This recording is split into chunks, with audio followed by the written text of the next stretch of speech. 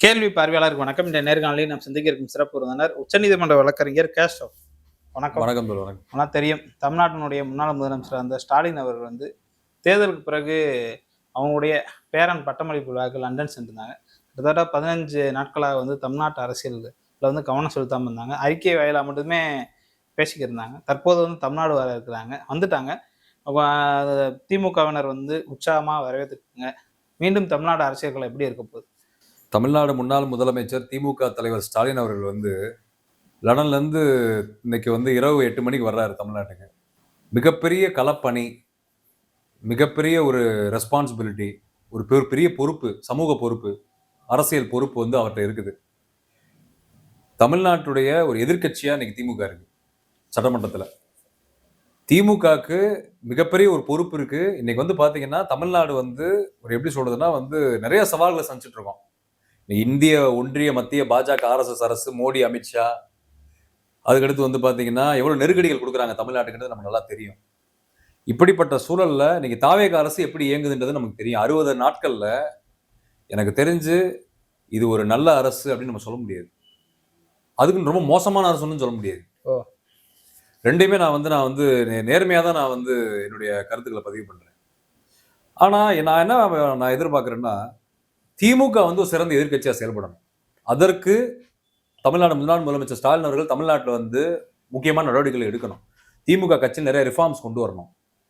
பழைய மூத்த அரசியல்வாதிகள், திமுக இருக்கக்கூடிய மூத்தவர்கள், வயதானவர்களை தயவு செய்து வீட்டில் ஓய்வில் அமர வைங்க. தயவு செய்து இளைஞர்கள், இளைய ரத்தம், புது ரத்தத்துக்கு புது ரத்த பாய்ச்சலை உருவாக்குங்க தயவு செய்து திமுக. இது நான் வைக்கக்கூடிய கோரிக்கை. அதுக்கடுத்து நாடாளுமன்றத்தில் திமுக எப்படி செயலாற்ற போகுது? பாஜக, RSS, மோடி, அமித்ஷா எதிர்த்து இல்லைன்னா இப்போ 8 மசோதா பாஸ் பண்ண பிளான் பண்ணிட்டு இருக்காங்க. அந்த மசோதால உங்க நிலைப்பாடு என்ன? தொகுதி மறுவரையறை, ஒரே நாடு ஒரே தேர்தல், இதெல்லாம் எடுத்து கடுமையா நீங்க நிக்கணும். திமுக எதிர்கட்சி அரசியலை தயவு செய்து நேர்மையோட நாணயத்தோடு செய்யுங்க. இந்த பண்ணையார், குறுநில மன்னர்கள், ஜாதி வெறி பிடிச்சேன், மதவெறி பிடிச்சேன், திமுக ஆண்ட பரம்பரை, கீண்ட பரம்பரை, மன்னர் வகையறான்றவங்கள தயவு செய்து ஒழிச்சு கட்டுங்க. திமுக பண்ணையார்களை ஒழிச்சுதான் அண்ணா உருவாக்குனார். திமுக ஆட்சி கொண்டு வந்தார் 1967, 1949 கட்சி ஆரம்பிச்சு. அதே நிலையை இன்னைக்கு நடந்துருச்சு தமிழ்நாடு அரசியல். ஒத்துக்கிட்டு தான் ஆகணும். நம்ம 108 சீட்டு விஜய் அடிச்சது என்பது உண்மையிலே அது பெரிய வெற்றி தாங்க. திமுக, அதிமுக எல்லாரும் கூட்டணி சேர்ந்தாங்க அடிப்பாங்க 108 சீட்டு. நான் சொல்றது சிங்கிள் லார்ஜஸ்ட் மெஜாரிட்டி சொல்றேன். 121 வச்சுக்கோங்க, 123 வச்சுக்கோங்க. ஆனா விஜய் சிங்கிளா தாவேகான்ற கட்சியை 2 வருஷம் ஆரம்பிச்சு, 2 வருஷம் தான் ஆரம்பிச்சு 2 வருஷம் வச்சுக்கோங்க. நாடாளுமன்ற தேர்தலையும் ஃபேஸ் பண்ணல, லோக்கல் பாடி எந்த தேர்தலுமே ஃபேஸ் பண்ணல, அவர் இடைத்தேர்தலையும் ஃபேஸ் பண்ணல. டைரக்டா தமிழ்நாடு சீஃப் மினிஸ்டர். இது எம்ஜிஆர் இந்த சாதனை பண்ணல, ஜெயலலிதா இந்த சாதனை பண்ணல, அண்ணா யாருமே இந்த சாதனை பண்ணல. தமிழ்நாடு அரசியல் வரலாற்றுல 35% ஓட்டு வாங்கியிருக்காரு. இது நம்ம ஒத்துக்கிட்டு தான் ஆகணும். நமக்கு பிடிக்குதோ பிடிக்கல, உங்க கருத்தியல் கொள்கை பிடிக்குதோ இல்லை, விஜய் பிடிக்குதோ இல்லையோ, அவர் செய்த அந்த சாதனை நம்ம ஒத்துக்கிட்டு தான் ஆகணும். அப்ப நான் என்ன சொல்ல வரேன்னா, இப்ப அவங்க ஆட்சி நல்ல பெர்ஃபெக்டா எக்ஸ்ட்ரீமா கோல்டன் ஆட்சிலாம் ஒன்றும் கொடுக்கல, மோசமான ஆட்சி தான் கொடுத்துருக்காங்க. அதுக்குன்னு ரொம்ப மோசம்னு சொல்ல முடியாது, நியூட்ரலா வச்சுக்கலாம். ஒரு 50% மார்க் கொடுக்கலாம். தயவு செய்து நீங்க எதிர்கட்சி அரசியல் சிறப்பா பண்ணுங்க. உதயநிதி அவர்கள் தயவு செய்து எதிர்கட்சி அரசியல் சிறப்பா பண்ணுங்க. நீங்க தான் சட்டமன்ற எதிர்கட்சி தலைவர். எந்த போராட்டம் நீங்க பண்ணல, இப்ப வரைக்கும் நீங்க ஒரு போராட்டம் நீங்க பண்ணல. இன்னைக்கு தாவேகால 1000 குதிரை பேர் நடந்திருக்கு, ஒத்துக்கிட்டு தான் ஆகணும். நம்ம குதிரை பேர் நடந்திருக்குது. அதிமுக எல்லாரையும் கொண்டு வந்து சேர்த்திருக்காங்க. அதுக்கடுத்து பாத்தீங்கன்னா இன்னைக்கு பாத்தீங்கன்னா பழனியில அந்த ஒரு பஞ்சாயத்து ஓடிட்டு இருக்கு. அதுக்கடுத்து பாத்தீங்கன்னா அமைச்சர்கள் பண்ணக்கூடிய கேலி கூத்துகள் நம்ம பாத்துக்கிட்டு இருக்கோம், எம்எல்ஏக்கள் பண்ணக்கூடிய கேலி கூத்துகள் நம்ம பாத்துக்கிட்டு இருக்கோம்.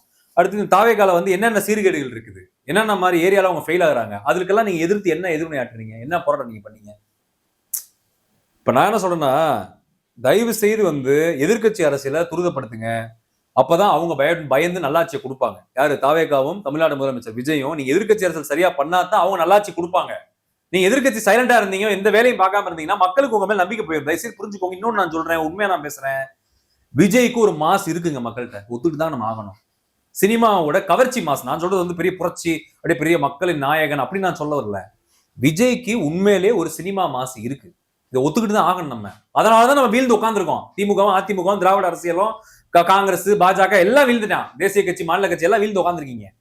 2K ஜென்ஜி 90s கிட்டு எல்லாருமே விஜய் பக்கம் தான் இருக்காங்க. உண்மை ஒத்துக்கோங்க, தயவுசெய்து ஒத்துக்கோங்க, உண்மையை ஒத்துக்கோங்க. நான் போய் பேச முடியாது. நான் உட்காந்துக்கிட்டு உண்மையிலே இளைஞர்கள் இனி வரக்கூடிய ஜென் ஆல்பா, ஜென் பீட்டா, வரக்கூடிய ஜெனரேஷன் ஃபுல்லா அங்கிட்டு தான் போறேன். அவர் பாட்டத்தை பாக்குறேன், பாட்டை கேட்கிறேன், அங்கிட்டு தான் ஓட்ட போடணும்னு உட்காந்துருக்கேன். பெண்களும் விஜய் தான் ஆதரிக்கிறாங்க. இதான் என்ன நடந்துகிட்டு நான் பாக்குறேன் லைவா.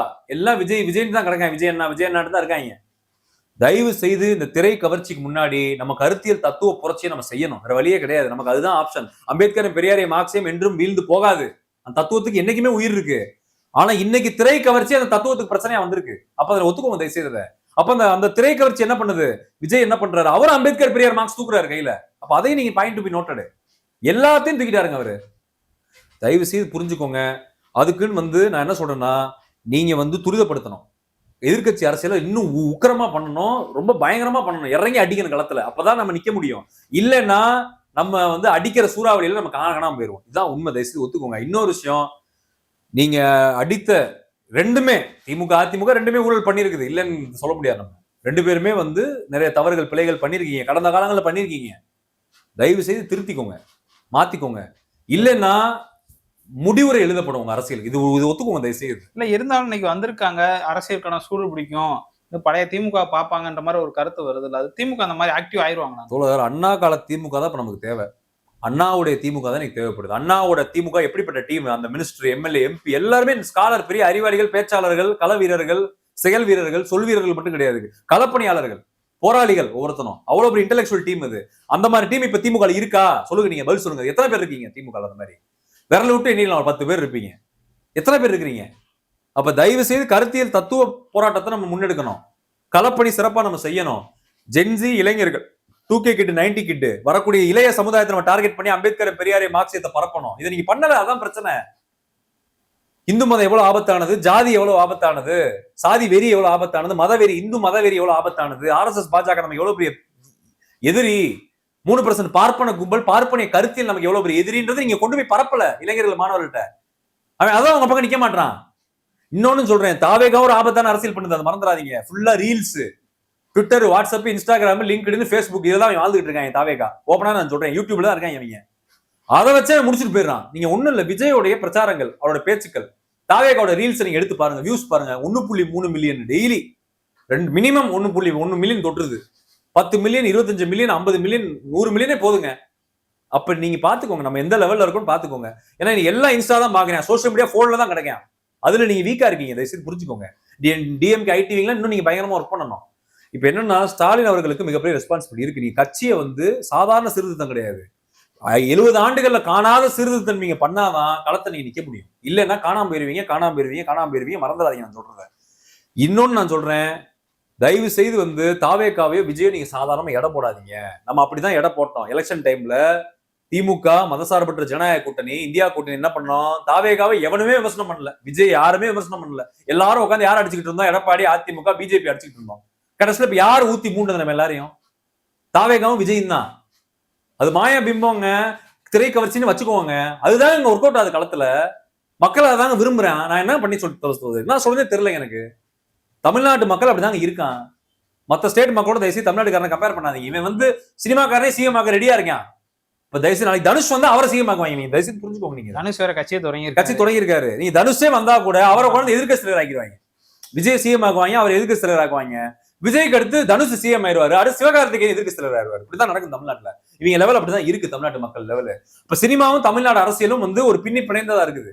இது தயவுசெய்து நம்ம ஒத்துக்கிட்டு தான் ஆகணும்.